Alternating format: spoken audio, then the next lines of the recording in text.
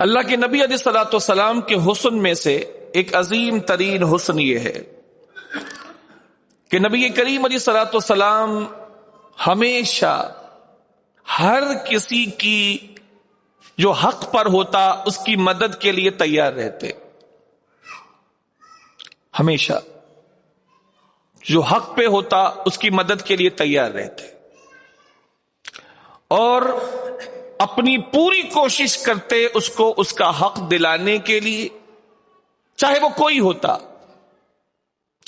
ہوتا. مثال کے طور پر ایک شخص نے مکے آ کر ابو جہل کو مال بیچا، ابو جہل نے مال لے لیا.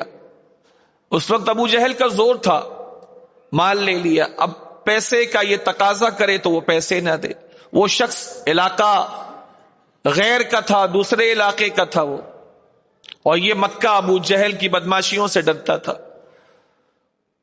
اب وہ شخص پریشان ہو رہا ہے کہ میں دوسرے علاقے کا ہوں، یا میرا کوئی جاننے والا نہیں ہے، تو میری مدد کون کرے گا؟ اب اسلام بھی اتنا پھیلا نہیں تھا کہ کوئی مدد کر پاتا، اور ابو جہل کا ایک روب تھا. اب اسے کسی نے یہ کہا کہ تم کسی طرح ایسا کرو، محمد علیہ السلام کے پاس چلے جاؤ.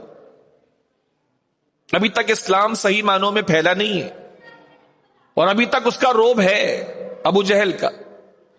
وہ ایک اجنبی شخص جس کو مکے کا شاید کوئی نہ جانتا ہو یا اکثر نہ جانتے ہو، دوسرے علاقے سے آیا.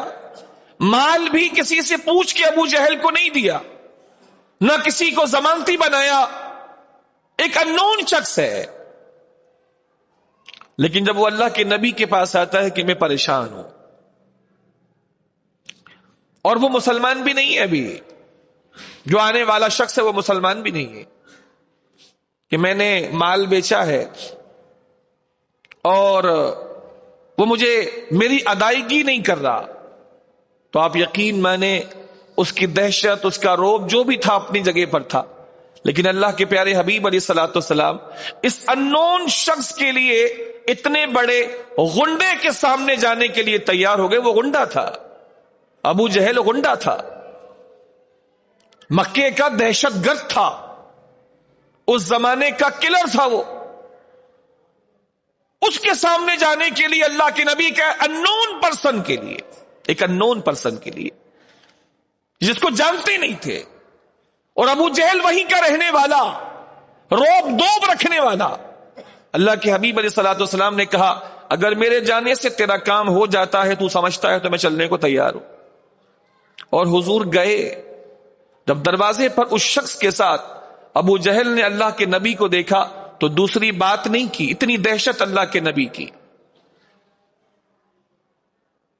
جب اس مظلوم کے ساتھ ابو جہل نے اللہ کے نبی کو اپنے دروازے پہ دیکھا تو ابو جہل نے کوئی دوسری بات نہیں کی. وہ سمجھ گیا کہ کیوں آئے ہیں اور کس مقصد سے آئے ہیں. اندر گیا اور جتنے پیسے بنتے تھے خاموشی سے لا کر اس شخص کے حوالے کر دیے.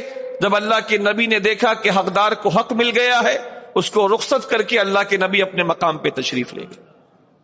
کتنا حسین عمل ہے یہ. آج اندھا باٹے ریوڑیاں تو اپنوں کو ہی دے. اندھا بھی ریوڑیاں بانٹتا ہے تو اپنوں کو ہی دے رہا ہے، اس کو اپنے ہی نظر آ رہے ہیں اندھے پن کی وجہ سے. آج یہاں بھی لوگ ظالم کی مدد کرتے ہیں، کیا اس کے سامنے کون جائے گا، اس سے بات کون کرے گا. حالانکہ نبی کی سنت یہ ہے، نبی کی سیرت کا ایک حسن یہ ہے. حضور اتنے بڑے کے سامنے چلے گئے جو دہشت کی علامت تھا اس وقت. حضور نے ایک مظلوم کی خاطر یہ مشکل برداشت کی اور خود تشریف لے گئے. یہ میرے نبی کی زندگی کا ایک حسن ہے.